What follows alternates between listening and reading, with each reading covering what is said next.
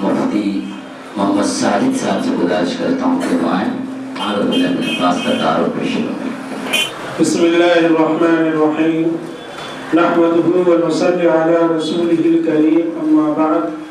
فقال النبی صلی اللہ علیہ وسلم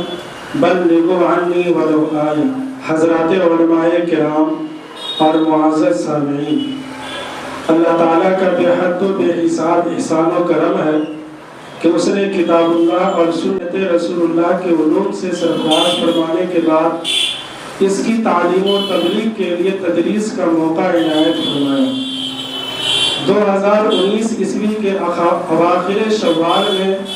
معہد عبداللہ ابن عباس میں خصوصاً اور معہد الطیبات میں عموماً میری تقرری ہوئی۔ بحمداللہ تب سے لے کر اب تک علم تدریسی خدمات میں مصروف ہوں۔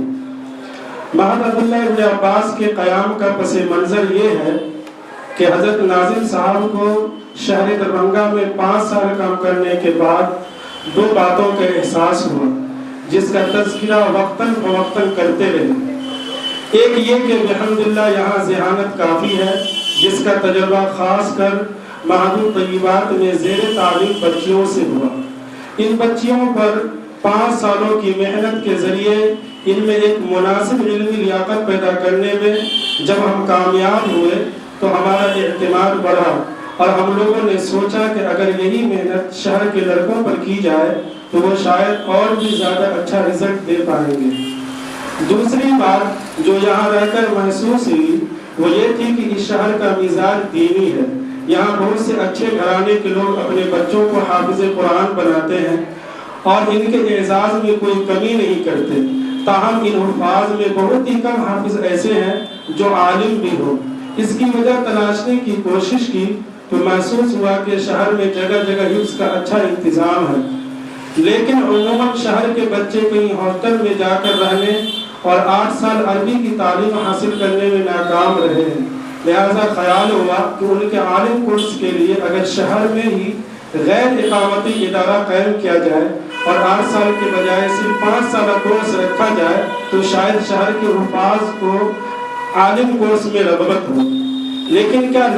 لڑکوں کے لیے 5 سالہ کورس کامیاب رہے گا؟ اس سوال نے کافی بے چین رکھا، مگر ایک تو یہ خیال آیا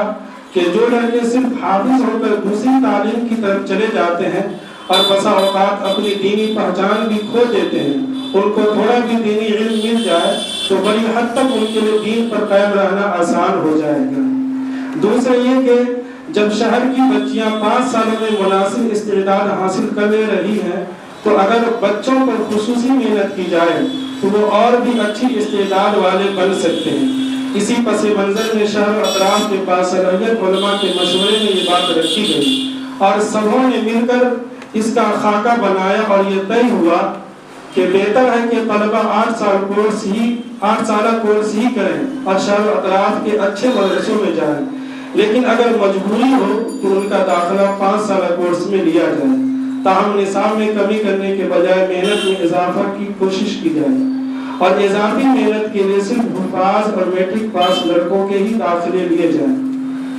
چنانچہ جولائی 2018 عیسوی کو بلا کسی اہتمام کے حضرت عبداللہ ابن عباس کے نام سے اس کا آغاز کر دیا گیا اور طلبہ پر خصوصی توجہ دی جا سکے اس کے لیے صرف 10 طلبہ کے داخلے کا اعلان کیا گیا،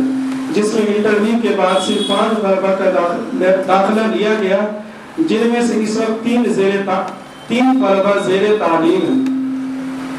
ان 3 طلبہ کو اسی طرح سے فارغ کرنے کے بجائے ان کو 1 سال کے لیے دارالعلوم دیوبند، دارالعلوم ندوۃ العلماء لکھنؤ اور مظاہر العلوم سہارنپور جیسے کسی بڑے ادارے میں جانے کا مشورہ دیا گیا،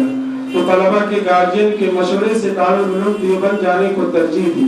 چنانچہ اب ان کو آپ حضرات کی دعاؤں کا تحفہ دے کر دیوبند کے لیے رخصت کیا جا رہا ہے اور میں بھی بارگاہ یزدی میں دست بدعا ہوں کہ اللہ رب العزت انہیں علم نافع اور ہمارے صالح عطا فرمائے اور المدارس دارالعلوم دیوبند کے لیے قبول فرمائے، آمین۔ معہد کے تعارف میں ابھی ایک بات سامنے آپ کی آئی، ابھی بھی 5 سالہ کورس قائم کرنے کے باوجود ہم لوگوں کا یہ اعتراف ہے کہ بچوں کے لیے 8 سالہ کورس ہی بہتر ہے۔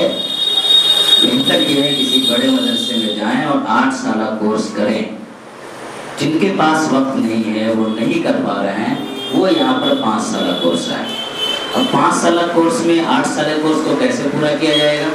تو کتابیں کم کرنے کے بجائے محنت بڑھانے کی کوشش کی گئی، اور اسی لیے یہ شرط رکھی گئی ہے کہ حافظ لڑکوں کو لیں گے، اس لیے کہ حافظ لڑکے اس کو کتابوں کو جلدی اور اچھے سے یاد کر لیتے ہیں۔ میں چاہوں گا ہمارے درمیان حضرت مولانا رحمۃ اللہ صاحب بھی موجود ہیں، الحمدللہ حفظ کا اچھا ادارہ چلا رہے ہیں، مرکز برادر ہیں۔ اسی کے ساتھ ساتھ ان بچوں کی جو شروعات ہوئی، اکثر یہ ہوتا ہے کہ بچے حافظ قرآن ہو جاتے ہیں تو نورانی قاعدے والے استاذ کو بھلا دیا جاتا ہے۔ ہماری خوش قسمتی کی بات یہ ہے کہ ان بچوں کی جو بنیاد کو مضبوط کیا ہے، استاد محترم مولانا خالد سیف اللہ رحمانی صاحب کہتے ہیں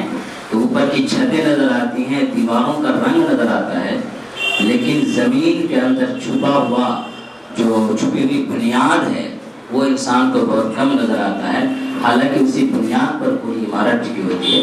آج ہمارے درمیان مولانا افضل صاحب بھی موجود ہیں، یہ ان طلبہ کی بنیاد ہیں جنہوں نے اس کی شروعات کی ہے۔ انشاءاللہ ان سے بھی ہم اس